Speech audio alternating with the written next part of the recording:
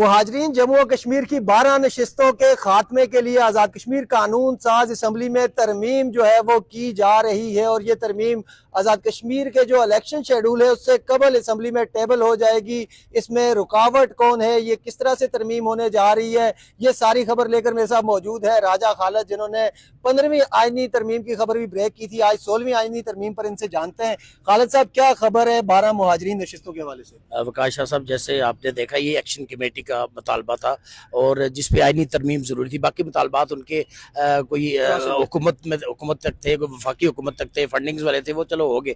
ये जो तरमीम थी ये वफाक और आज़ाद कश्मीर हुकूमत के गले की हड्डी बन गई थी। अब इसके बाद एक डिबेट शुरू हुई थी, मीटिंग्स हुई वफाक सतह पर और मुख्तलिफ हल्कों के साथ जो हमारी हुकूमत है उनकी मीटिंग्स हुई हैं और उसके बाद ये तय पाया है कि आज़ाद कश्मीर में जो महाजरीन की 12 नशिस्तें हैं उनको एक तो जैसे खवातीन की मखसूस नशिस्तें हैं या तो उस तरह से मुख्तस किया जाए और 33 हल्कों के जो हमारे MLAs होंगे वो उनका इंतखाब करें या फिर इनकी तादाद कम की जाए। ये इसके लिए एक आइनी तरमीम जो है वो प्रोसेस उसका जारी है, आइनी तरमीम तैयार की जा रही है और मेरे ज़राए के मुताबिक विद इन 10 डेज जो है वो असम्बली में इसकी महरक बनेगी पाकिस्तान पीपल्स पार्टी और वो टेबल की जा सकती है। लेकिन यहाँ पे बात ये अहम है, जैसे जो यासीन साहब ने भी अपने इंटरव्यूज़ में कहा था और यही 2 हल बताए थे उन्होंने भी। फंड्स तो रुके हुए हैं, हाई कोर्ट ने भी सुप्रीम कोर्ट ने भी फैसला दिया है, उस पर वो माजिद खान साहब ने उस दिन वॉकआउट किया, लेकिन फंड्स अभी तक MLAs को जारी नहीं किए गए और इंतखाबी हल्कों में जो लोग मौजूद हैं, जो उम्मीदवारान हैं, वो भी उन्होंने भी अपने वो किया। नून लीग ने आपने देखा शेड्यूल जारी कर दिया था माजरीन हल्कों के इंटरव्यूज़ का, वो उन्होंने रोक दिया था।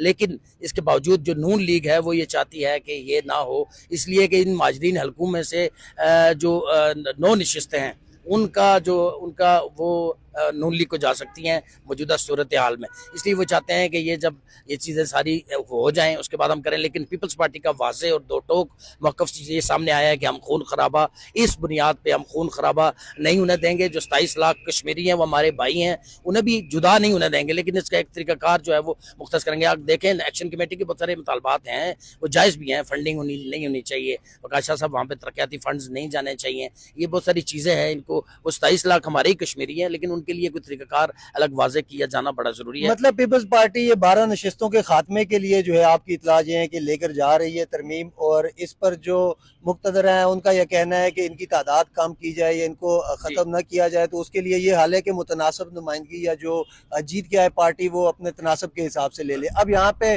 सवाल ये है कि जो अवामी एक्शन कमेटी के साथ मुआहिदा था, जो अवामी एक्शन कमेटी ने एहतजाज की कॉल दे रखी थी, उसको लेकर इलेक्शन डिस्टर्ब हो रहे थे और उनका जो प्रेशर था वो शायद काम कर गया है, या इलेक्शन जो है वो अपने वक्त पर हो रहे हैं और उससे पहले ये सारा कुछ हो जाएगा। वकाश शाह साहब देखें